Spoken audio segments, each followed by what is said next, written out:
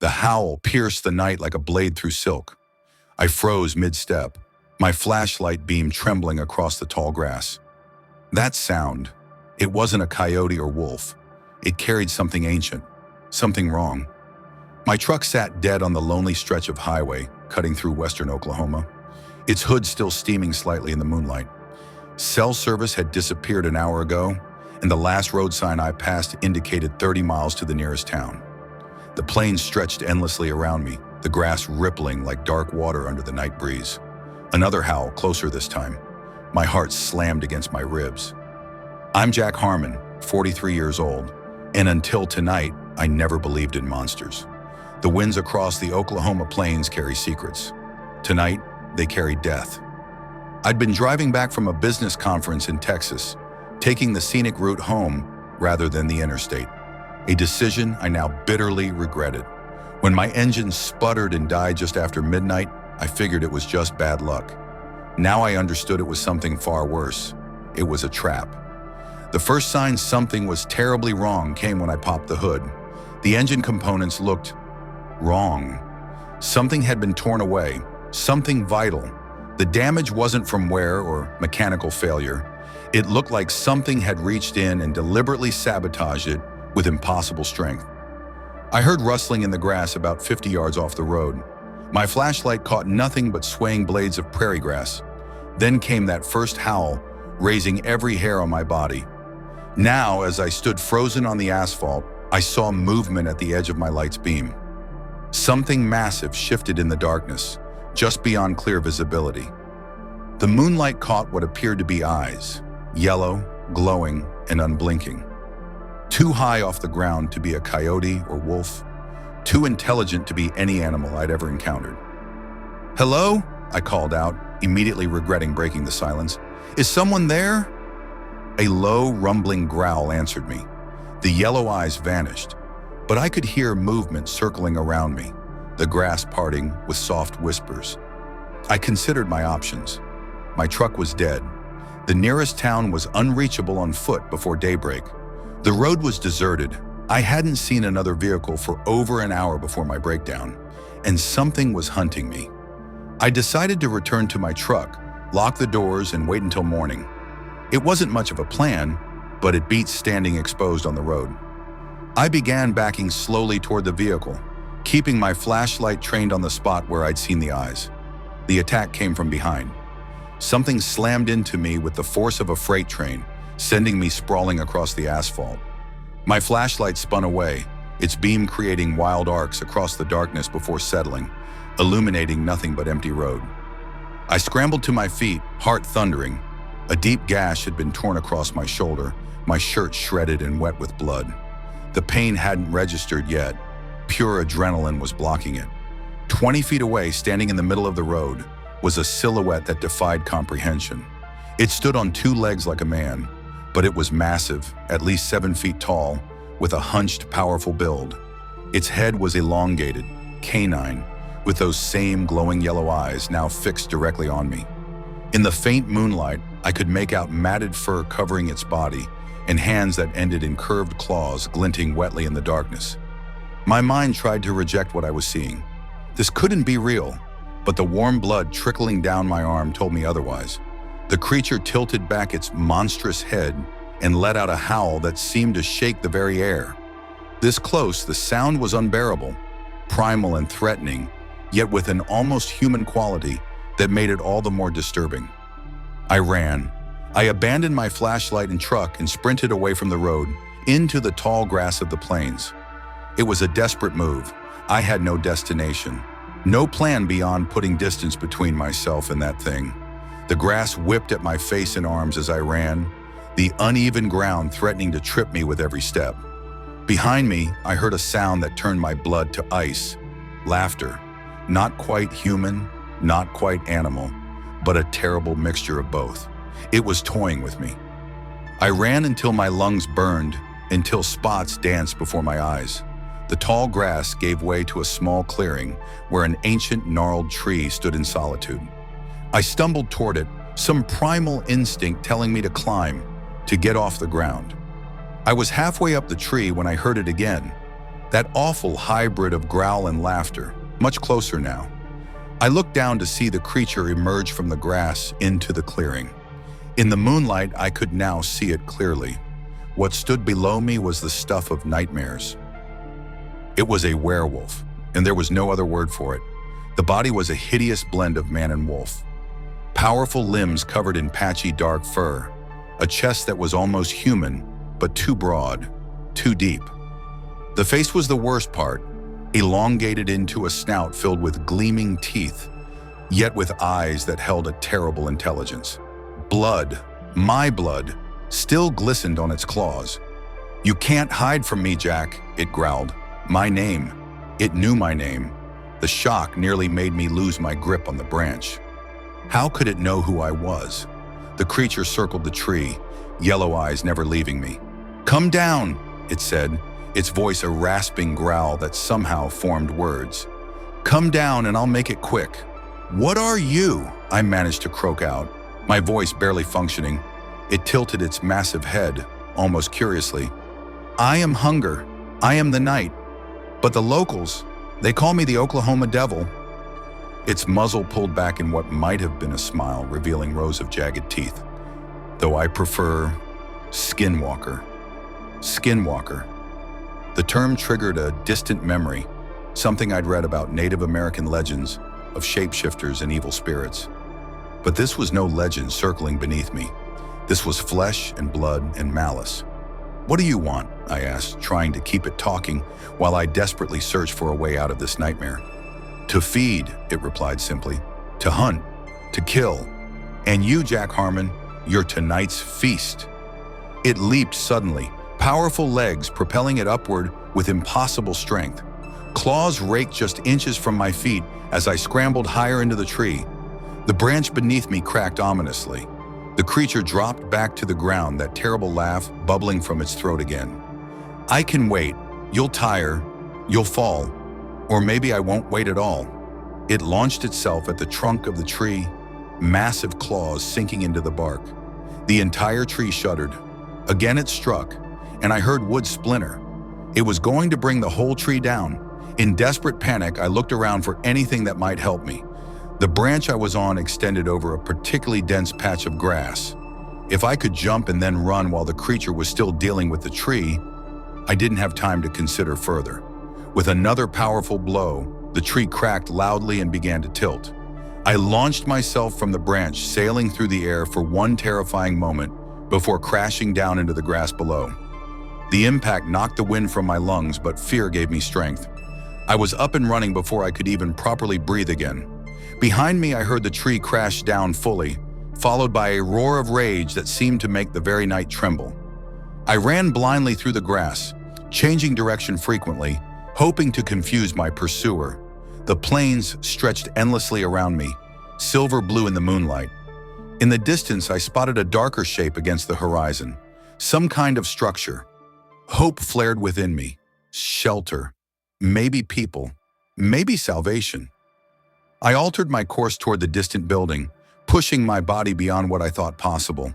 My lungs burned, my legs felt like lead, and the gash on my shoulder throbbed with every heartbeat, but I kept going. The sound of pursuit was disturbingly absent. I couldn't hear the creature crashing through the grass behind me, which somehow terrified me more than if I could. It was stalking me, watching me, calculating. As I drew closer to the structure, my hopes began to dim. It was an old barn, clearly abandoned for years. Half the roof had collapsed, and the walls leaned at precarious angles. But it was the only shelter for miles. I reached the barn and shouldered through the rotting door, which gave way with a splintering crash. Inside, moonlight streamed through holes in the roof, illuminating a space long empty of animals or hay. Rusted farm equipment lay scattered about, decaying into tetanus-laden hazards. My eyes darted around, seeking anything I could use as a weapon. An old pitchfork leaned against one wall, its wooden handle weathered but intact. I grabbed it, the weight of it in my hands providing a small measure of comfort. "Do you think that will save you, Jack?" The voice came from everywhere and nowhere. I spun around, pitchfork extended before me like a spear. "You don't belong out here," the voice continued, echoing through the decaying barn. These plains have their own rules, their own gods. And tonight, you trespassed on sacred hunting grounds. Show yourself, I shouted, voice cracking. As you wish. The roof above me exploded inward as the creature crashed through it, landing with surprising grace just feet away from me. In the broken moonlight, it looked even more terrifying. Muscles rippling beneath matted fur, yellow eyes burning with hunger and malice. I thrust the pitchfork forward in a desperate attack. To my shock, the tine sank into its shoulder. The creature howled, not in pain, but in rage. With a casual swipe of its arm, it snapped the wooden handle and sent me flying across the barn. I crashed into the wall, the impact knocking the breath from my lungs once more. Before I could recover, it was upon me, pinning me to the ground with one massive paw on my chest. Its face loomed over mine, hot breath washing over me with the stench of blood and decay. Your fear is delicious, it growled, saliva dripping from its jaws. I can smell it, taste it in the air. It makes the meat sweeter. I struggled beneath its weight, but it was like being pinned beneath a boulder. Its claws dug into my chest, piercing through my shirt, pricking the skin beneath. Why me? I gasped out. Why here? The creature's head tilted, those terrible yellow eyes studying me with unsettling intelligence. Your truck didn't break down by accident, Jack Harmon. I've been watching you for miles. I choose my prey carefully. And you have the perfect blend of strength and fear. You'll run well, fight well, make the hunt worthwhile. It leaned closer, its muzzle almost touching my face. And as for why here, this land remembers. It remembers the blood spilled upon it, the atrocities committed. It breeds monsters like me. We are its vengeance. With that, it eased its weight off me slightly. Not enough for escape, but enough that I could breathe more easily. Run, Jack, it growled. Run again. Make this interesting. I didn't understand. It could kill me now, easily. Why was it prolonging this nightmare? The answer came in a sickening realization. It wasn't just hunting for food. It was hunting for sport, for pleasure. My terror, my desperate struggle to survive, these were what it truly fed upon. The creature stepped back, allowing me to scramble to my feet. It gestured toward the broken door with a mockingly formal sweep of its clawed hand. You have until dawn, it said. Survive until the sun rises and I'll let you go. Those are the rules of the hunt. I didn't believe it for a second, but what choice did I have? Dawn was hours away, but it was the only hope I had. I backed toward the door, never taking my eyes off the monster. It watched me with what appeared to be amusement, making no move to stop me. Just as I reached the doorway, it spoke again.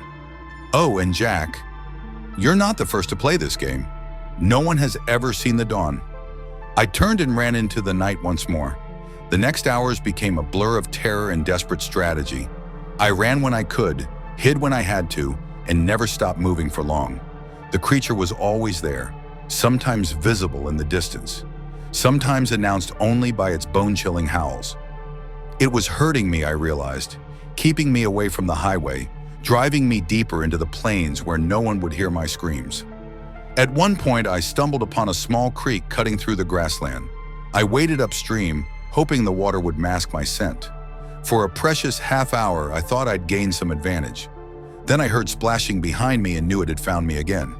Clever, Jack, its voice carried over the gentle sound of the water. But not clever enough. I can smell your blood, your sweat, your fear. There's nowhere on these plains you can hide from me. I abandoned the creek and ran again, my sodden shoes squelching with every step. My body was beginning to fail me. The wound on my shoulder had stopped bleeding, but throbbed with each heartbeat.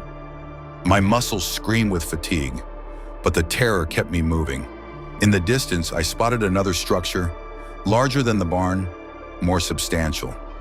As I drew closer, I saw it was an old farmhouse, long abandoned like the barn had been. But unlike the barn, it appeared more intact, its walls still standing firm against the prairie winds. Hope surged within me once more. If I could barricade myself inside, perhaps I could hold out until dawn. It wasn't much of a plan, but it was all I had. I sprinted toward the farmhouse, expecting at any moment to feel claws tearing into my back. but the attack didn't come. I reached the porch and shouldered through the front door, which swung open with a mournful creak. Inside, the house was a time capsule of abandonment. Furniture draped in dusty sheets, family photos still hanging on walls, kitchen cabinets still stocked with decades-old canned goods. It had the feel of a place left suddenly, as if its inhabitants had simply vanished one day. I moved quickly through the house, checking exits and potential weapons. The windows were intact but clouded with years of dust. The back door was locked from the inside with a heavy deadbolt. In what appeared to be a study, I found something that made my heart leap, an old shotgun mounted on the wall. I took it down, hands trembling with hope and fear. It was loaded, 2 shells in the chamber. Not much, but better than nothing. Armed now, I began barricading the doors and windows as best I could, dragging furniture to block entrances, finding boards to cover broken windows. All the while, I listened for any sign of the creature's approach, but the night remained eerily silent. When I'd done all I could to secure the house, I positioned myself in the front room, where I could see both the main door and the hallway leading to the back. The shotgun felt reassuring in my hands, though I harbored no illusions about its effectiveness against the monster hunting me. Still, it was something. Time crawled by.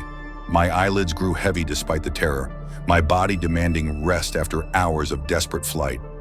I fought against the fatigue, pinching myself, pacing, anything to stay alert. A scratching sound at the window startled me fully awake. I swung the shotgun toward the noise, finger tightening on the trigger. Yellow eyes peered through the dusty glass, watching me with that same terrible intelligence. "A gun, Jack? Really?" Its voice came muffled through the window. "Do you think that will stop me? Better men than you have tried with better weapons?" I didn't respond, keeping the shotgun trained on the window. "This house has history," it continued, breath fogging the glass. "A family lived here once. Father, mother, 3 children. One night, something came out of the darkness. Something hungry. Something like me. It dragged a claw across the glass, creating a sound that set my teeth on edge. They screamed for hours. No one heard them out here in the emptiness. No one came to help. Just like no one will come for you, Jack. Stay back, I warned, voice steadier than I felt. I will shoot. Please do, it replied, and I could hear the smile in its voice. Use up your precious ammunition. Then what will you have? It disappeared from the window. I heard its footsteps circling the house, testing each potential entry point. I moved with it, keeping the gun aimed at whatever wall separated us. The attack, when it came, wasn't from the walls at all, but from above. With a tremendous crash, part of the ceiling gave way, and the creature dropped into the center of the room. I fired instantly, the shotgun's roar deafening in the confined space. The blast caught it in the chest, staggering it backward. For one moment, hope flared within me, until I saw that the wound was already closing, the creature's flesh knitting itself back together before my eyes. That, it growled, was unpleasant. I fired the second barrel, this time aiming for its head, but it was ready, moving with impossible speed. The shot went wide, blasting a hole in the wall behind it. Empty gun in hand, I backed away as the creature advanced, its yellow eyes now blazing with rage rather than amusement. The game, it snarled, is over. I threw the empty shotgun at it and turned to run, but I wasn't fast enough. Its claws raked across my back, tearing through shirt and skin with equal ease. The pain was immediate and overwhelming, dropping me to my knees. I crawled desperately toward the hallway, leaving a trail of blood on the dusty floorboards. Behind me, the creature laughed, that terrible hybrid laugh. Where are you going, Jack? There's nowhere left to run. I reached the study where I'd found the shotgun. With the last of my strength, I slammed the door shut and dragged a heavy desk in front of it. It wouldn't hold for long, but maybe long enough for what? What plan could I possibly have now? My eyes fell on a small box of shotgun shells on a shelf. Had they been there before? I couldn't remember. I grabbed them with shaking hands, counting 4 shells inside. 4 chances. The door shuddered as something massive slammed against it from the other side. The desk slid forward an inch. I had no shotgun now, but as I scanned the room desperately, I spotted something else. a trap door in the floor, partially hidden beneath a rug, a cellar or storm shelter perhaps. Another impact against the door. The desk slid further. I pulled the rug away and yanked open the trap door, revealing a ladder descending into darkness. Without hesitation, I climbed down, pulling the trap door shut above me just as I heard the study door splinter open. The cellar was pitch black and smelled of damp earth and decay. I fumbled in my pocket for my phone. The screen was cracked from my earlier falls, but it still functioned enough to provide a weak light. What I saw made my blood freeze. The cellar walls were covered in crude symbols, painted in what could only be dried blood. Animal skulls, and some that looked disturbingly human, were arranged in patterns on the dirt floor. In the center of the room stood a stone altar, its surface stained dark. I had descended into some kind of ritual chamber. The realization hit me with sickening force. This wasn't a random encounter. The creature had driven me specifically to this house, to this room. Above me, I heard it moving through the study, sniffing, searching. It knew I was here. It was only a matter of time. In the weak light of my phone, I examined the shotgun shells I'd grabbed. They appeared different from standard ammunition. The casings were marked with symbols similar to those on the walls, and instead of lead shot, they seemed to contain some kind of silvery substance. Silver. The thought struck me with such force that I nearly laughed aloud. Silver bullets, or in this case, silver shot. The classic weakness of werewolves in every story. Could it actually work? Or was this another part of the creature's game, giving me false hope before the kill? I had no shotgun to load them into, but as I swept my phone's light around the cellar, I spotted something that might serve. An ancient flintlock pistol mounted on the wall among the macabre decorations. It was a museum piece, probably centuries old, but it appeared intact. The trap door above me suddenly rattled. "I can smell you down there, Jack," the creature growled. "Do you like my little shrine? I've brought many like you here over the years. Their blood feeds the land, strengthens me." I grabbed the flintlock from the wall, examining it frantically in the dim light. It was loaded, the powder and ball still in place after all these years. But would it fire? And would a single shot be enough? The trapdoor splintered as massive claws tore through it. I backed away, positioning myself behind the altar. It wasn't much cover, but it was all I had.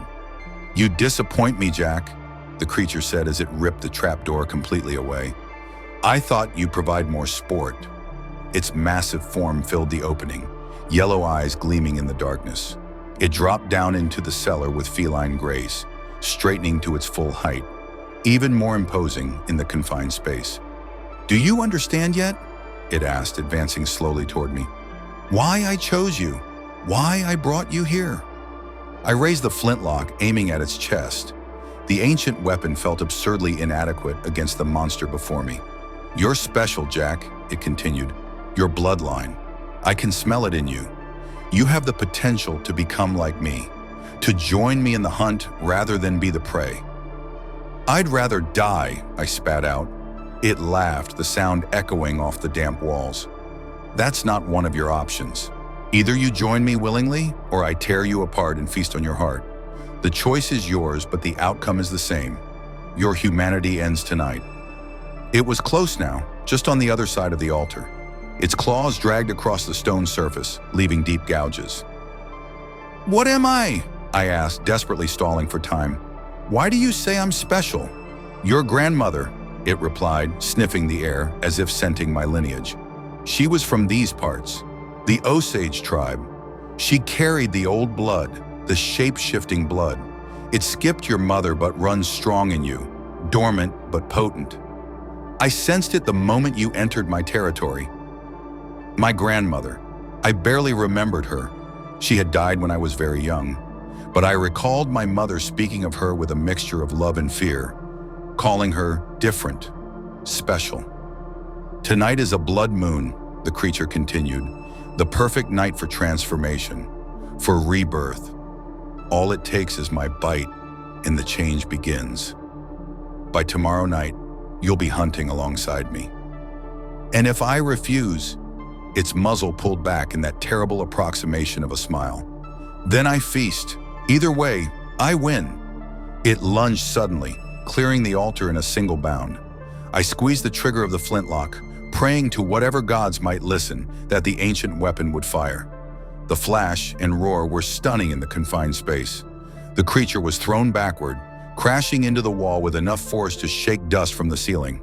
A smoking hole appeared in its chest, directly over its heart. For a moment it looked almost surprised. Then it looked down at the wound, which, unlike the shotgun blast, was not healing.